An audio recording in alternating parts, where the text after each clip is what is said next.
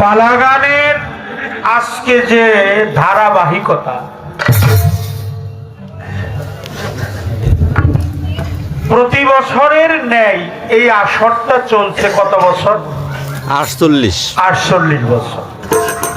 এটা একটা পীরের দরবার, একটা আল্লাহর পাগলের দরবার। সেই পাগলের দরবারের পালা গুরু এবং ভক্ত। ভক্তের ভূমিকায় অবতীর্ণ হলো জনাবা স্বপ্না সরকার। আমাকে দিয়েছেন গুরুর দায়িত্ব। গুরুর পক্ষে আমি আসলেই গুরু না। গুরু হলো যার দরবারে আসছি তিনি হলো গুরু।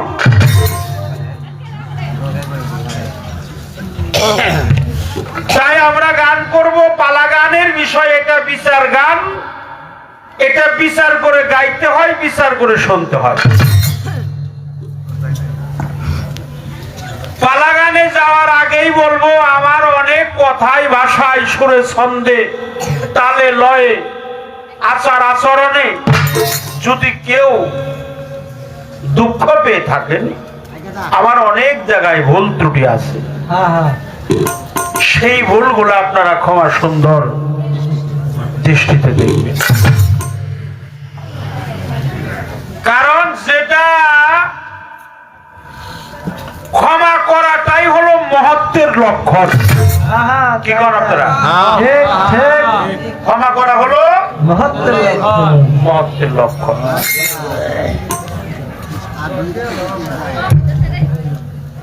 জ্ঞানীর পরিচয় হলো ক্ষমা করে দাও। যিনি জ্ঞানী তার স্বভাব থাকবে, একটা মানুষ যদি ভুল করে তাকে ক্ষমা করে।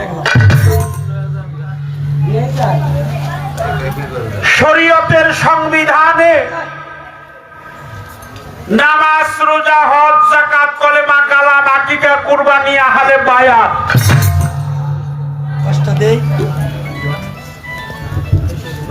বাড়তি একটা শব্দ আসে না?